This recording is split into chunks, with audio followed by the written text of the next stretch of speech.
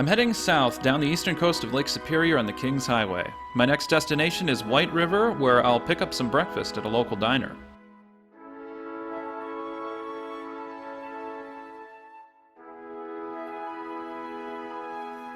While in the restroom, or washroom as Canadians refer it, I've found some portraits of a familiar figure on the walls.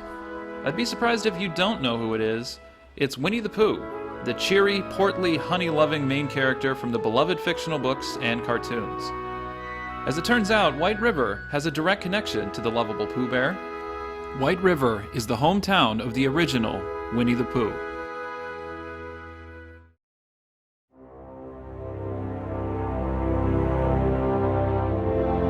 There was a real bear named Winnie who lived in White River and later traveled all the way to London, where British author A.A. Milne was inspired to write the Winnie the Pooh series after her.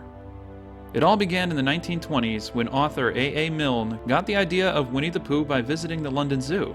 He was there with his son, Christopher Robin Milne, the same Christopher Robin as the series.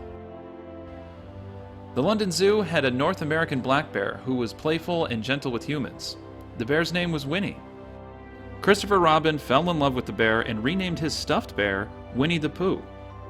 The name Winnie came from the real bear at the London Zoo, while the name Pooh came from a swan that Christopher Robin had encountered on a vacation. A.A. Milne's son's stuffed animals would end up becoming the characters in the Winnie the Pooh series. But what was a black bear doing in London? What does this have to do with White River? So in 1914, right around World War I, Lieutenant Harry Colburn was a Canadian veterinarian called to Europe to assist in the war effort. As a veterinarian, he would assist with military animals, like horses that were still used in that war. He was on his way through White River and he came across a bear cub that was being sold for $20 at the local railroad station. And so he ended up taking the cub, which he named Winnie after his hometown of Winnipeg. It was from here, in White River, Ontario, that Lieutenant Colburn took Winnie across Canada and stored her away on a ship on the way to Great Britain. Winnie became a mascot for the Canadian infantry that were stationed in England. Winnie was very warm with humans, after all. Before Lieutenant Colburn was called up to fight with the rest of the war effort in France, he left Winnie at the London Zoo. When Pooh was being held at the London Zoo, he was the most tame animal that they had and one of the most popular animals that they had in the entire zoo.